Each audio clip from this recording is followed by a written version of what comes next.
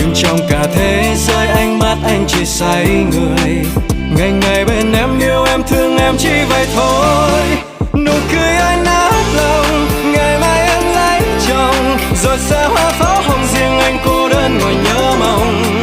Nhìn em xa cuối trời, thuyền anh không bán đời, tình yêu này hết rồi, xin cho con